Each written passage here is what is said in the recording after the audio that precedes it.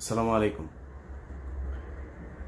Thumbnail দেখে যেটা চিন্তা করছেন যে পিনাকি কিভাবে অ্যাডভোকেট সাইফুল ইসলাম আলিফকে মারল, সেটা জানার আগে আপনাদেরকে একটু স্মরণ করিয়ে দেই। 2019 সালে ফেব্রুয়ারি বা মার্চ, এই সময়টাতে আমার ঠিক স্মরণ নাই, আমি একটা করেছিলাম, একটা ইসকন নিয়ে একটা পর্ব করেছিলাম। সেই ইসকনের পর্বটাতে দেখানো হয়েছিল যে ইসকন যে একটা জঙ্গি সংগঠন এবং এরা একত্রিত হচ্ছে, সংঘবদ্ধ হচ্ছে এবং এদের মূল টার্গেট হচ্ছে একটা বিশাল গণহত্যা চালানো। এটার জন্য তাদের অর্থ, তাদের ট্রান্সপোর্টেশন সুবিধা, তাদের অস্ত্র, তাদের সব ধরনের সুযোগ সুবিধা, এবং তারা যেটা করছিল সরকারি অফিসগুলোতে বড় বড় পদে যারা আছে তাদেরকে তারা টাকা পয়সা দিয়ে, নারী দিয়ে এইভাবে হাতে নিচ্ছিল। যে কারণে বিভিন্ন জায়গায় যখনই কোথাও কোনো আপনার এমনকি হিন্দুদের সাথেও তাদের বিভিন্ন মন্দির দখল নিয়ে গ্যাঞ্জাম হয়েছে, সেই গ্যাঞ্জামগুলোতেও দেখা গেছে ইসকনের সংখ্যা কম কিন্তু পুলিশ প্রশাসন সবসময় তাদের পক্ষে দাঁড়িয়েছে, যে কারণে তাদের সাথে পারা যায়নি।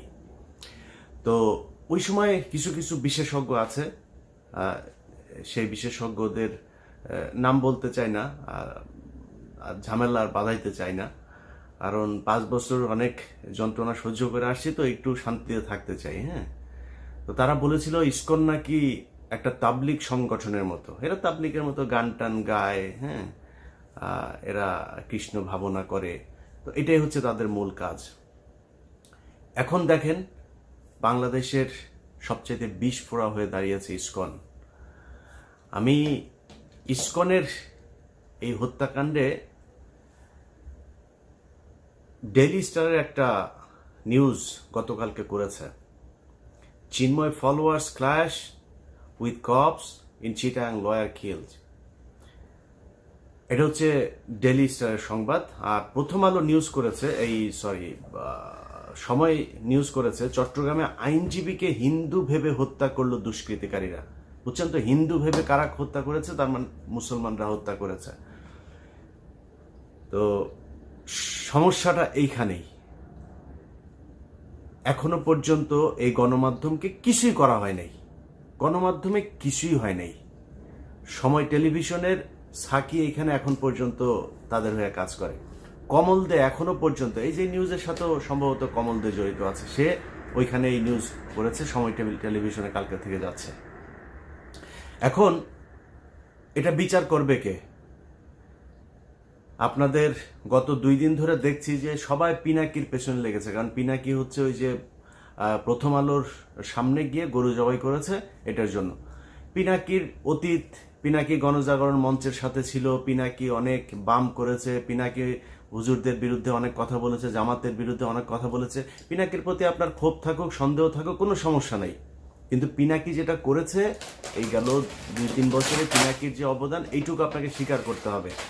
আর প্রথম আলোর সামনে যেটা করেছে, প্রথম আলোর সামনে ওই সময় ডাকা ঠিক ছিল কিনা, ওই সময় দাড়ি টুপিওয়ালা লোকজনের যাওয়া ঠিক ছিল কিনা, এত এত ডর ভয় দেখায় না, লাভ নাই। এই দেশের যেই সব এই কুকুরের ছানাগুলো সুশীল সাইজা তারপরে এইসব বলে না, এই কুকুরের ছানাগুলো এই জুলাই আগস্ট মাসে রাস্তায় নামে নাই। এরা আজকে এসে যে চেয়ারে বসছে না, এই চেয়ারে বসা লোকজন এরা এখন দেখাচ্ছে যে আইন, হ্যাঁ, পত্রিকার সামনে যা করা যাবে না। পত্রিকার সামনে এখানে নিউ ইয়র্ক টাইমস, তারপরে এখানে CNN, BBC সব কিছুর সামনেই প্রোটেস্ট করে মানুষ। তো প্রোটেস্ট করা যাবে না কিছুর জন্য? ওইখানে যা প্রথম আলোর বিরুদ্ধে কিছু বলে না, প্রথম আলোর কারোর ধরে টান দেয় নাই তো। প্রথম আলোর সামনে গিয়েছে, তারা গরু জবাই করে তারপরে মাংস খাবে, চলে যাবে। এই আন্দোলন এরকম হওয়া উচিত ছিল কি না ছিল সেটা নিয়ে আপনার অবজারভেশন থাকতে পারে, কিন্তু পিনাকি যেটা করেছে সেটা করার পরে সেই লোকগুলো গিয়েছে, তাদেরকে মারধর করা হয়েছে, মারধর করার পরে তারপরে নিয়ে আবার আটকে রাখা হয়েছে। প্রথম আলোর বিরুদ্ধে কি করা হয়েছে? ওই লোকগুলির অপরাধ কি ছিল? সেখানে গরু জবাই করতে গিয়েছে, এটাই অপরাধ। কিন্তু এই প্রথম আলো এই গেল 15 বছরে অন্তত 1500 মানুষকে অন্তত তারা খুন করেছে। অন্তত এখন পর্যন্ত জেলখানায় আপনার কি কোনো অনুমান আছে কত হাজার আলেম আটক আছে? যেই কয়জন আলম বের হয়েছে সেই কয়জন আলেমরা নিজেরাও এদের নাম টাম বলে না। এদের ব্যাপারে আমার মনে হয় ওনাদের কোনো চিন্তা ভাবনা আছে কিনা সেটাও জানি না। আমি ইলিয়াস, আমার কথা আপনাদেরকে বলে রাখি, আমি ইলিয়াস অ্যাটর্নি জেনারেল পর্যন্ত যায় যদি একটা তদবির করি, ওনার কাছে যদি একটা উপকার চাই, উনি যদি আমাকে একটা উপকার করে, সেই উপকার দিয়ে অন্তত 20 কোটি টাকা আমি ইনকাম করতে পারি।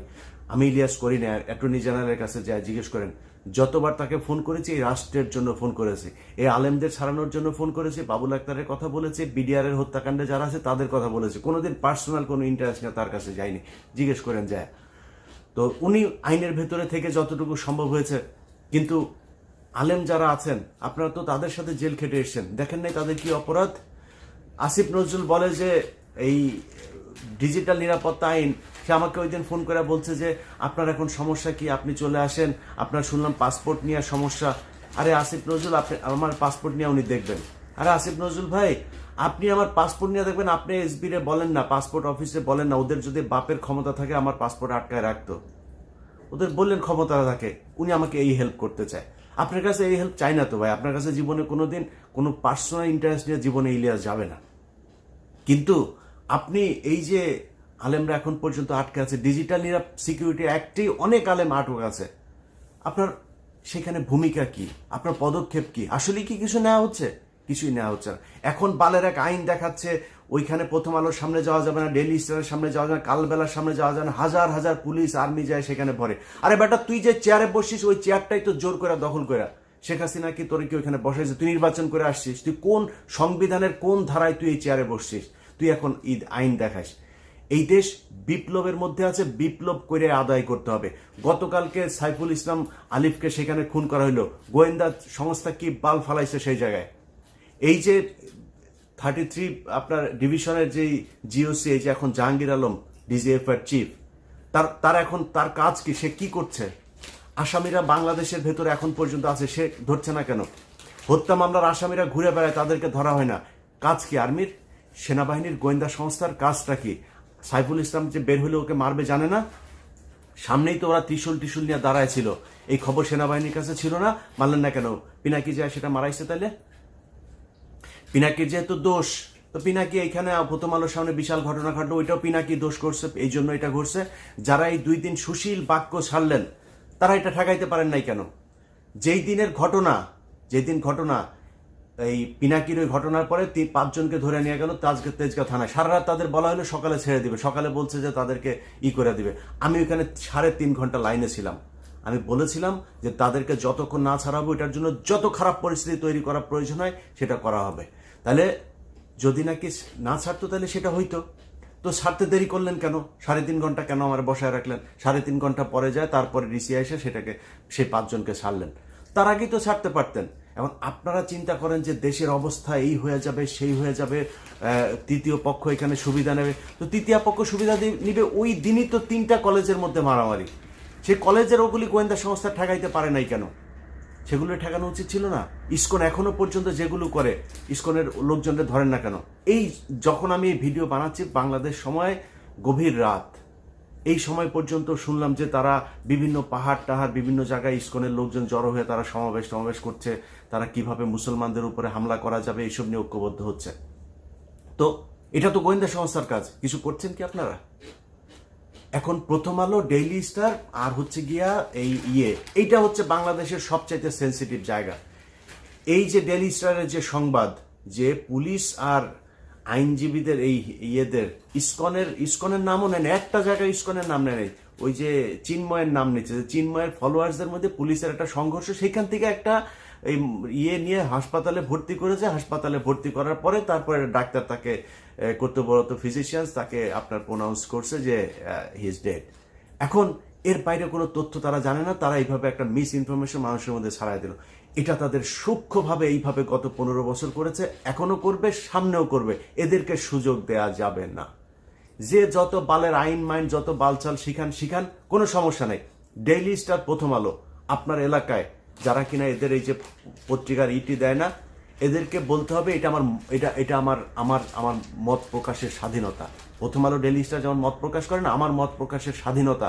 যে এরা হচ্ছে গিয়া অন্য দেশের এজেন্ট, এরা পত্রিকা না। ডেইলি স্টার, প্রথম আলো এই দেশের দুষ্কৃতিকারী, তারা দেশদ্রোহী, তারা পত্রিকা না, পত্রিকা সাংবাদিক না, এদের পত্রিকা সাংবাদিক টেলিভিশন।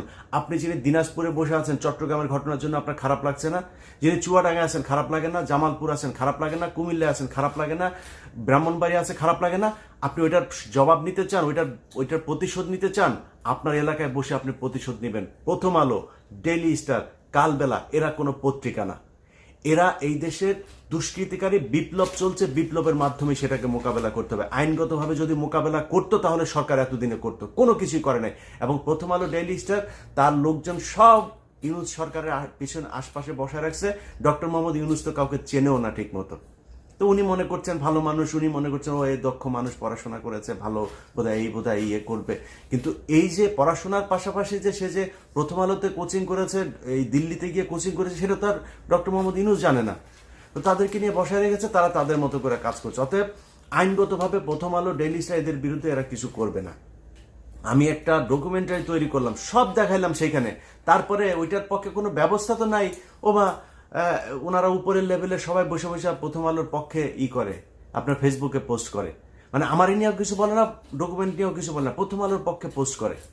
এই যেটার জন্য এই যে গেল কয়দিন ধরে আপনার এই 2 দিন আগেও ধরেন এই যে স্বামীর সাথে যেটা হইলো আমার, সে এখানে পোস্ট করেছে আরেক, হ্যাঁ, মানে ওরা ইসকন নিয়ে এর আগেই করেছে। এই গ্রুপ, এই যে শাহেদ আলম, তসলিম এই যে গ্রুপটা আছে না, এরা ইসকনের পক্ষে এসে তারপরে দিল। তসলিম, তোর না ইসকন না বলছিলি যে তুই এরা নাকি খুব করে, আপনার তোর ওই যে মানে খুব নিরীহ টাইপের ধর্ম পালন করে, তুই বিশাল আকারে এক বিশ্লেষণ করছিলি। আমি বলছিলাম যে ওরা সরকারি কর্মচারীদেরকে টাকা দেওয়া কিনছে এবং এইভাবে বিভিন্ন জায়গায় লোকজন বাড়াচ্ছে। সেটা ঘটলো আজকে ঘটেছে। অতএব তুই সেদিন ঠিক ছিলি না, আমি ঠিক ছিলাম। এইভাবে আপনার বিভিন্ন সময় এই তথ্য সন্ত্রাসের মাধ্যমে এইসব সাংবাদিক পরিচয় দিয়ে, সংবাদপত্র পরিচয় দিয়ে, এইসব পরিচয় দিয়ে এটা চলতেই থাকবে। অথবা আপনাদের কাছে অনুরোধ, আপনার এলাকায় যে এই প্রথম আলো, ডেইলি স্টার, দিল্লির যে আছে, এদেরকে যারা নিয়ে যাবে তাদেরকে আপনাদের মত প্রকাশের স্বাধীনতা প্রকাশ করতে হবে তাদের সামনে গিয়া। এই সাইকেলে করে, মোটর সাইকেলে করে আপনার বাড়িতে গিয়ে পত্রিকা দিয়ে আসে না, যারা কিনা ওইখানে এজেন্ট আছে না, তাদের কাছে যে আপনাদের মত প্রকাশের স্বাধীনতা প্রকাশ করতে হবে, যা বলার সেটা বুঝা নিয়ে। অতএব এখন এই সাইফুল ইসলাম আলিফের যে হত্যাকাণ্ড, এই হত্যাকাণ্ড নিয়ে আসলে মানে প্রথম আলো, ডেইলি স্টার সহ এই পত্রিকায় সুশীল মার্কা যারা বসে আছে না, এখানে ভাই সবই বেশিরভাগই ওদের লোকজন।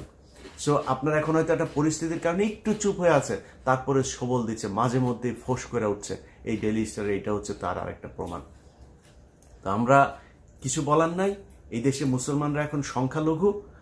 আমরা মানে এমন একটা অবস্থায় আছি, আসলে মানে এই দেশে আমাদের থাকাটা খুব কষ্টকর হয়ে যাবে, খুব ঝুঁকিপূর্ণ একটা জায়গার মধ্যে আছে। কারণ ওরা সবাই চায় এই দেশটা ভারত নিয়ে নেক, ভারতের সাথে মার্চ করুক। এই হিন্দুদের সাথে আবার বুদ্ধিজীবীরা, সুশীলরা, এখন যারা সরকারে বসেছে, এদের ভেতরেও মানে আমার মনে হয় ডক্টর মোহাম্মদ ইউনূস বাদে এখানে যারা আছে প্রায় সব কয়টাই এইটাই চায়। তো এটা চাইলে আমরা এটা করে এটার কেমনে কি করব বলেন? কিছু করার আছে? করণীয় আছে আমাদের? কিছুই করণীয় নাই। তো যার যা করার, যে যেভাবে চিন্তা করেন, সংঘবদ্ধ থাকেন। ছাত্রদল, ছাত্র শিবির, আপনাদেরকে বলবো ভাই, আপনারা সবাই তো বিক্রি হয়ে যান নাই, আপনাদেরকে বলবো যে আপনারা এই বিষয়গুলো নিয়ে সিরিয়াসলি চিন্তা করেন ভাই। এখন ক্ষমতায় আসা, তারপরে হচ্ছে গিয়ে চাঁদাবাজি করা, ধান্দাবাজি করা, নিজের চিন্তা করা, ভাই দেশটার আগে বাঁচাইতে হবে। এই দেশটার জন্য যদি প্রয়োজন হয়, আবারও বলে নিচ্ছি, এখন তো আমার দেশে গেলে সমস্যা নাই, যদি প্রয়োজনে আপনারা যদি সেরকম কোনো পরিস্থিতি মনে করেন যে দেশে হচ্ছে, ভারতের সাথে যুদ্ধ করতে হবে, আমি আপনাদেরকে কথা দিলাম, আমি ইলিয়াস হোসেন ফার্স্ট পারসন বুকে গুলি নেওয়ার জন্য দেশে ফিরে আসবো ইনশাল্লাহ। কোনো সুবিধা নেওয়ার জন্য আসবো না। যদি গুলি নেওয়ার সেই পরিস্থিতি তৈরি হয়, ইনশাল্লাহ প্লেনে চড়বো। অতএব আপনাদের কাছে অনুরোধ, রাজনীতি করেন, যা করেন, যেইভাবে করেন, ভাই দেশটা খুব সমস্যার ভেতরে আছে। এই দেশের বিপ্লবটা শেষ হয় এবং অনেক কিছু এখন পর্যন্ত করতে হবে, সেটা বিপ্লবের মাধ্যমেই। আপনাদেরকে এর আগের বার বলেছি যে এই যে আপনার ছায়ানট, তারপরে উদিচি, এগুলো আছে না, এরা এই যে শিল্পকলা একাডেমির করে দখল করে রাখছে। আমি জানি না সেটার অবস্থা কি। আপনাদের কাছে অনুরোধ ভাই, এই যে কলরব আছেন, সাইমন শিল্প গোষ্ঠী আছেন, আরো অনেক জামাত শিবিরের অনেক প্রতিষ্ঠান আছে, কওমিদের অনেক প্রতিষ্ঠান আছে, আপনারা যায় সেগুলো ভাই দখল করবেন। আপনাদের নাটক চলবে, আপনাদের গান চলবে, আপনারা সিনেমা বানাবেন, এগুলো চলবে। সো তারা যদি করতে যায় তারা তাদের মতো করুক, আপনাদের সময় দিয়ে তারপরে তাদের করতে হবে। শুধু তারা সেটা দখল করে রাখবে, এটা হবে না। বিপ্লবের অনেক কিছু ভাই দখল করে নিতে হবে। এখনো পর্যন্ত আইনগতভাবে এই সুশীলদের হাতে নেবেন। এই সুশীল কুকুরের ছানারা, এরা জীবনে আপনাদের কথা বলবে না, আমাদের কথা বলবে না। যারা জীবন দিয়েছে তারা এই সুশীল না, তারা এখানে কোনো চেয়ারও পায় নাই, তারা কিছুই পায় নাই। একমাত্র এই নাহিদ আর আসিফ দুইজন এখানে আছে, দুইজন তারপরে খুবই সংখ্যালঘু প্রজাতির হয়ে আছেন। আসিফ যেসব কথাবার্তা বলেন সেসব কথাবার্তা বলার পরে তাকে আবার নানানভাবে থ্রেট দেওয়া হয়, এটা বলা যাবে না, ওইটা বলা যাবে না। নাহিদ তো এমনি চুপচাপ থাকে, একটু যেটুকুই করতে চায় সেইটুকুও মনে করেন তাকে বাধা দেওয়া হয়, এই দোষ ওই দোষ নানান কিছু করে তাদেরকেও কোণঠাসা করার চেষ্টা করা হচ্ছে। তো বিপ্লবের যেই মানে চরিত্র সেটা আসলে সরকার ধারণ করে না, যে কারণে এখনো বাইরে থেকে ফোর্সগুলি আপনাদেরকে ভাই এই বিপ্লবের সমাপ্তিটা করতে হবে, পরবর্তী যা করা সেটা করতে হবে। সবাই ভালো থাকবেন, আল্লাহ হাফেজ।